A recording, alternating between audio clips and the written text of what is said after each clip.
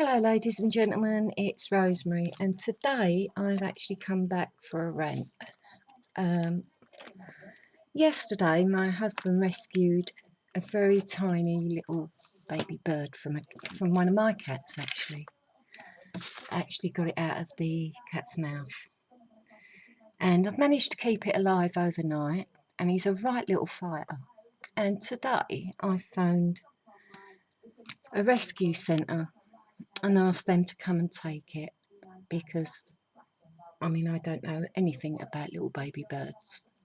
I do know that you don't give them milk and, you feed them cat food. But I'm no expert. Anyway, I've managed to keep the poor little thing alive. And I phoned this centre today. And she said, "Can you bring him in?" And I said, "No, I'm disabled and I don't drive." So she went, "Oh." She said, "Well, if it's still alive, can you bring it in when your husband gets home?" Now, my husband's been out since 5 o'clock this morning at work, and he's not going to get home till about 7, by which time this poor little thing here will probably be gone. Now, my point is, the government said they were going to try and do something about the cats and suing the owners for the killing of wildlife. Well, we've rescued this one and we've tried to get help for it, and basically I don't give a monkey's about this little bird, because if they did they would have come and got it.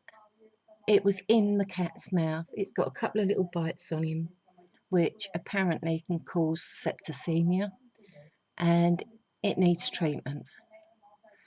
It's been here overnight and I've got him on a little hot water bottle trying to keep him warm, and I've been feeding him a little bit of cat food, and that's not enough. Why can't they come and get him? If I know, because a vet has told me that if I take him to a vet, they'll put it to sleep or just leave it to the side and let it die, because they just don't have the time to mess around with it, and they don't have the facilities in order to take care of it.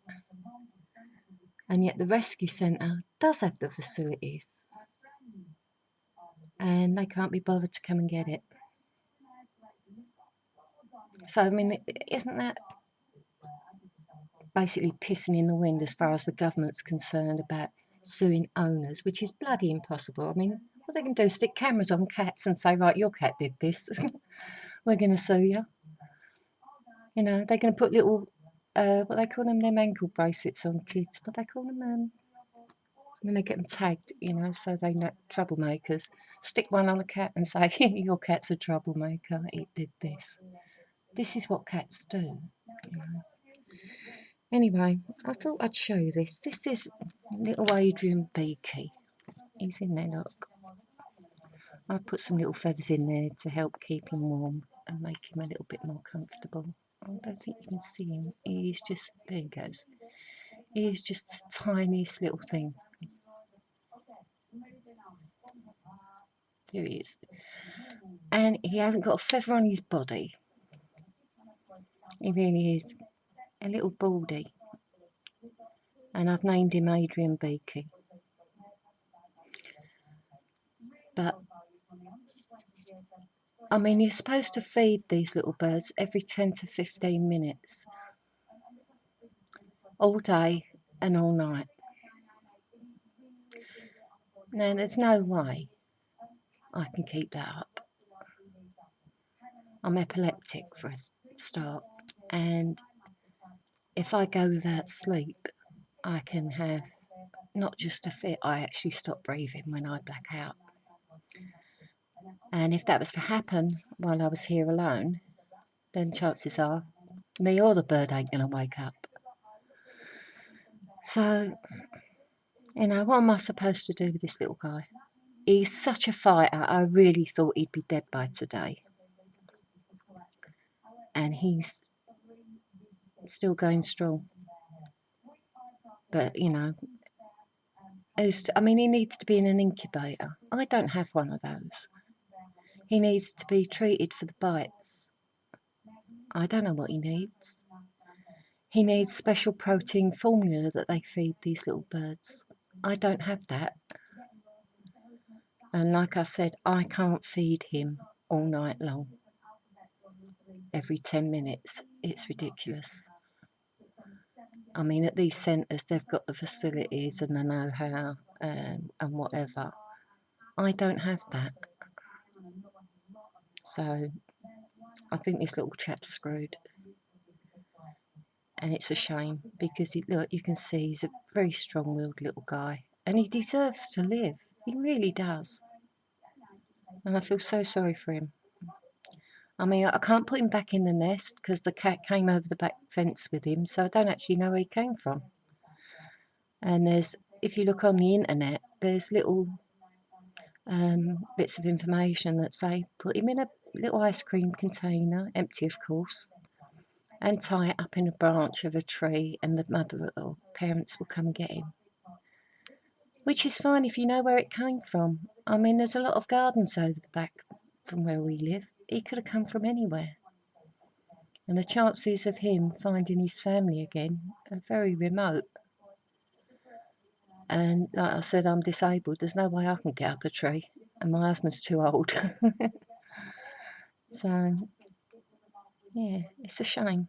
It really is a shame because, like I said, he's just so strong-willed. I don't know if you can see him in there. I've put a load of feathers in there just to make him feel more comfortable, but there's his little face. Oh. He's a tiddler. See? He's just so tiny. He does, like I said, he hasn't got a feather on his body, and he don't stop moving. He's very hyperactive.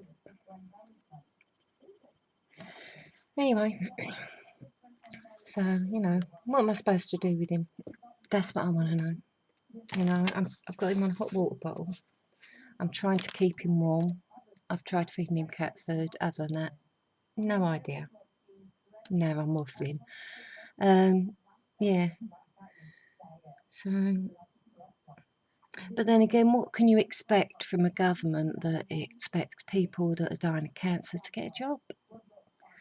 Or a nurse that lost her leg from diabetes gets refused disability benefit because they said it may grow back.